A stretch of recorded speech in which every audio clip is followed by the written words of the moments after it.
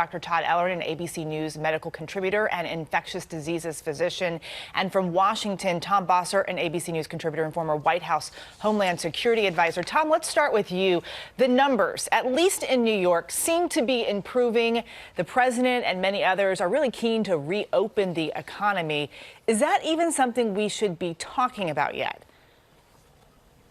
No, good morning, Eva. He needs to talk about it. In fact, I'd like him to talk more about it, but he has to do it in a really careful way. And so what we're pointing out is everybody in the country is on a different part of the roller coaster, some on their way up with this curve and some on their way down.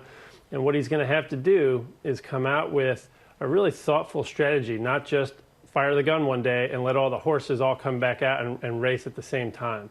So everybody's looking to get out of their homes, but what we'll have to do is impose some different levels of patience across the country, and that's really going to require some plan for distributing these scarce tests that we need so bad.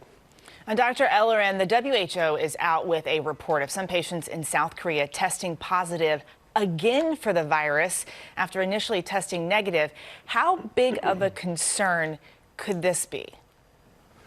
Oh, good morning, Eva. So I think that, remember, these are very sensitive tests, okay? So you can vacillate sometimes between negative and positive. What's more important, I think, is to make sure these patients don't have symptoms. If you don't have symptoms but have a positive test, it may be that you have dead virus that's still being picked up but you can't transmit.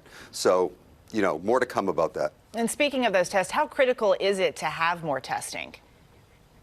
Well, I think testing is critical, but I think to open the country, 4 things need to happen. And we probably want to think of it more on a state level, like Tom said.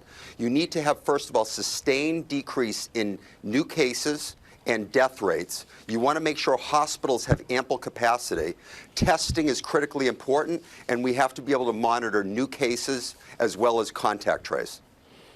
Good information there. And finally, Tom, should masks be required when the stay-at-home order is lifted? Yeah, Eva, absolutely. In fact, if we don't do that, we're going to look back on this entire response and think, man, we really missed an opportunity there. The data is coming in from around the country, from around the world. The Czech Republic had the best outcome of all the Eastern European countries. And really the only thing they did differently there was not only wear masks across their whole population, but they made it kind of cool.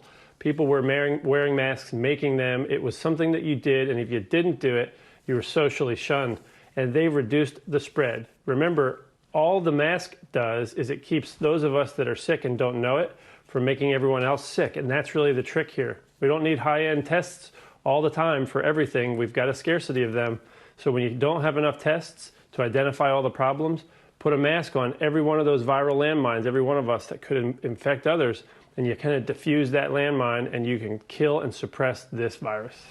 All right, Tom Bossert and Dr. Todd Ellerin, thank you both for joining us. Well, hey there, GMA fans. Robin Roberts here. Thanks for checking out our YouTube channel. Lots of great stuff here. So go on, click the subscribe button right over here to get more of awesome videos and content from GMA every day, anytime. We thank you for watching, and we'll see you in the morning on GMA.